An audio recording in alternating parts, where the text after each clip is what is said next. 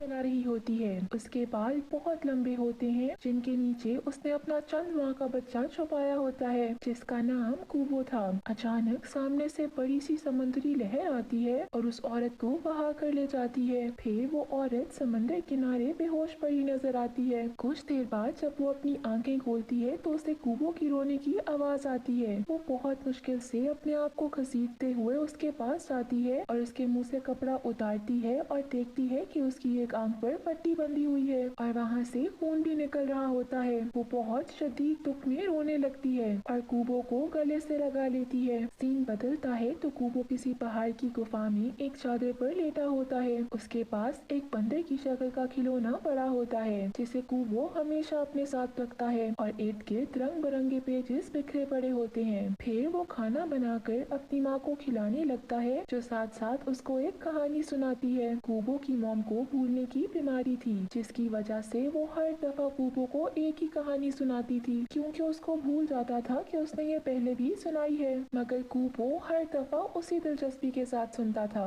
इसके बाद कुबो पास के गांव में जाता है जहाँ एक बूढ़ी औरत होती है। वो औरत कुबो की दोस्त है। वो उसको कहती है कि वो पूरे गांव को वो कहानी सुनाए जो उसकी मॉम उसे सुनाती है। कुबो अपना गिटार लेकर कहानी सुनाने के लिए सबको इकट्ठा करता है। कुबो कहता है जिसने पलक झपकानी है तो अभी करो और गिटार का पहला स्ट्रिंग बजाता है। जैसे ही गिटार की आवाज आती है तो कुबो के बैग में से पेपर्स बाहर निकल आते हैं। कुबो एक बहादुर सामुराई की कहानी सुनाता है और पेपर भी सामुराई जैसा बनकर एक्टिंग शुरू करते हैं। कुबो जो जो बोलता है पेपर्स वैसी वैसी शक्लें बना लेते हैं और एक्टिंग करते हैं। फिर कुबो कहानी आधी छोड़कर शाम होने से पहले ही अपनी गुफा में वापस चला जाता है। कुबो अपनी मॉम के पास बैठा होता है तो वो दोबारा से कुबो को वही पुरानी कहानी सुनाती है। वो उसको बताती है कि उसका डैड एक बहादुर सामुराई था जो कुबो और उसकी मॉम को कुबो के नाना और उसकी दो आंटी से बचाते बचाते मर गया। वो बताती है कि कुबो की आंख भी उसके नाना और आंटीज ने चोरी की थी। कुबो के नाना चांद के राजा हैं और कुबो की आंटीज चांद की राजकुमारियां हैं, मगर वो कुछ खास अच्छी नहीं थी इसलिए उनको विचेस भी कहा जाता है। कुबो की माँ कुबो को रात को बाहर निकलने से मना करती है क्योंकि उसको मालूम है कि उसकी बहनें और डैड कुबो को मार देंगे। एक दिन कुबो गांव में होता है तो उसकी बूढ़ी दोस्त उसे बताती है कि वो लोग लैंटर्न्स चला के अपने मरे हुए लोगों से बातें करते हैं और फिर वो लैंटर्न्स पानी में बहा देते हैं। इस तरह उनके मरे हुए लोग उनको कभी नहीं भूलते। कुबो भी अपने डैड से बात करने के लिए कब्रिस्तान में जाकर लैंटर्न जलाता है और अपने डैड से बातें भी करता है, मगर आगे से कोई जवाब नहीं आता तो वो इंतजार करता है और रात हो जाती है। वो अपने डैड से बात ना कर पाने के दुख में घर जाने लगता है तो सामने से उनकी विचेस आंटी आ जाती हैं और उसको बताती हैं कि वो दोनों कुबो को मार देंगी। कुबो ये सुनकर गांव की तरफ भागता है, मगर वो चुड़ैलें उसका पीछा करती हैं और पूरे गांव को तबाह कर देती हैं। तमाम गांव वाले छुप जाते हैं और कुबो भागता हुआ एक ब्रिज पर पहुंच जाता है जहां उसकी माँ आकर कुबो का गिटार उठाती है और उसे बजाने लगती है, जिसकी वजह से एक सफेद रंग की रोशनी निकलती है। वो रोशनी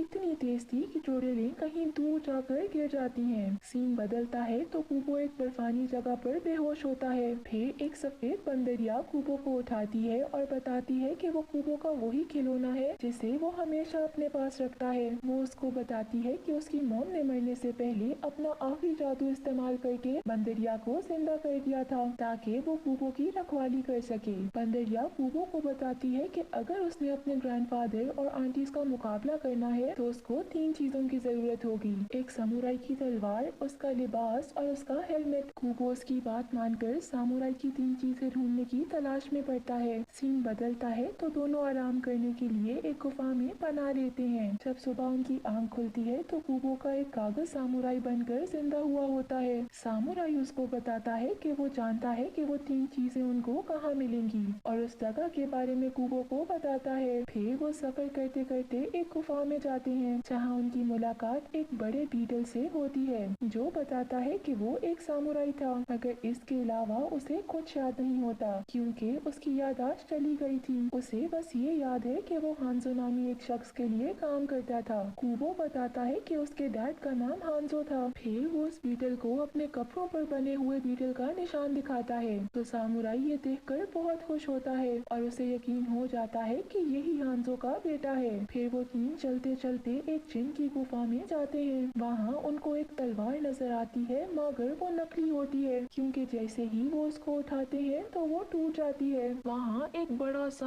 हड्डियों का जिंदा ढांचा आ जाता है जिसके सर पे बहुत सी तलवारें होती हैं। वो तीनों उस ढांचे का मुकाबला करते हैं और बारी बारी हर तलवार उतार लेते हैं। वो बारी बारी हर तलवार को तोड़ कर देखते हैं और आखिरकार उनको असली तलवार मिल ही जाती है जो टूटती नहीं है। सीन बदलता है तो वो तीनों चलते चलते समंदर के किनारे पहुंच जाते हैं। वहाँ कूबो अपने गिटार की मदद से पत्तों और कुछ लकड़ियों से एक कश्ती बनाता है। तीनों को सफर करते करते भूख लगती है तो बीटल कूबो को तीर से मछलियाँ पकड़ना सिखाता है और फिर वो मछलियाँ खाते हैं। कूबो कहता है कि उसकी मॉम ने कहा था कि समंदर के नीचे एक जगह है जहाँ जाकर आप हर चीज की सच्चाई के बारे में जानकारी ले सकते हो। कूबो ये कहकर समंदर में चला जाता है। रात हो जाती है तो कूबो की एक आंट उसकी कश्ती पर हमला कर देती है और बंदरिया उससे लड़ती है। वो कहती है क्योंकि कूबो की मॉम ने उसकी बहन को मार दिया था तो अब वो उसका बदला कूबो से लेगी और उसको जिंदा नहीं छोड़ेगी। इस लड़ाई के दौरान बंदरिया पीटर से कूबो को लाने का कहती है ताकि विच उस तक न पहुंच सके। वहाँ समंदर की गहराइयों में कूबो को एक जानवर मिलता है जो उसको ख्वाबों की दुनिया में पहुंचाकर उसको असलियत से आगाह कर रहा होता है। एक तरफ पीटर समंदर के नीचे कूबो को लेने के लिए जाता है तो दूसरी तरफ बंदरिया कूबो की आंट को भगा देती है। कूबो अभी ख्वाब के दरमियान ही था कि बीटल वहाँ आ जाता है और कूबो को ऊपर ले आता है।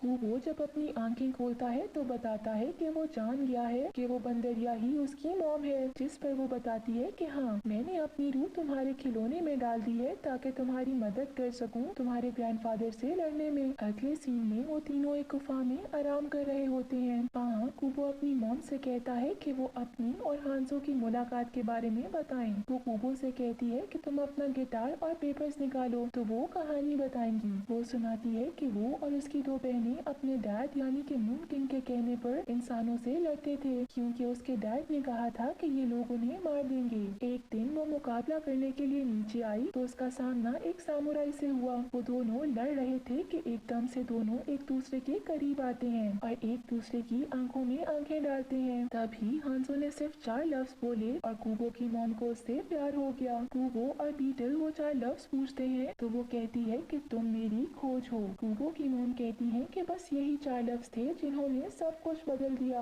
फिर उन दोनों ने शादी कर ली और जब कूबो पैदा हुआ तो उसके ग्रैंडफादर को बहुत गुस्सा आया और आसमान हिल गया। फिर कूबो के ग्रैंडफादर ने कूबो की आंट्स को लड़ने के लिए भेजा और हांसो उनको बचाता बचाता मर गया। इसी दौरान कूबो की एक आंख भी उसके ग्रैंडफादर ने निकाल दी थी। फिर वो लोग एक पुराने उजड़े हुए घर में पहुंच जाते हैं जहां जाकर उन्हें मालूम होता है कि ये जगह हांसो की है। वो हांसो का सामुराई का लिबास ढूंढने लगते हैं और ढूंढते ढूंढते रात हो जाती है। जब वो सामुराई का लिबास ढूंढ रहे होते हैं तो कूबो की आंट आ जाती है। वो उन तीनों को बांध देती है और बताती है कि बीटल ही हांसो है जिसको श्राप से एक बीटल बना दिया गया था। कूबो अपनी आंट के मुंह पर अपना सर मारता है और उसे गिरा देता है। उसके पेरेंट्स उसकी आंट का मुकाबला करते हैं और कूबो सामुराई का लिबास ढूंढता है। मुकाबले के दौरान कूबो की आंट उसकी मॉम को मारती है और वो दूर जाकर गिर जाती है। उसकी हालत इतनी बुरी हो जाती है कि वो अपनी आखिरी सांसें लेने लगती है।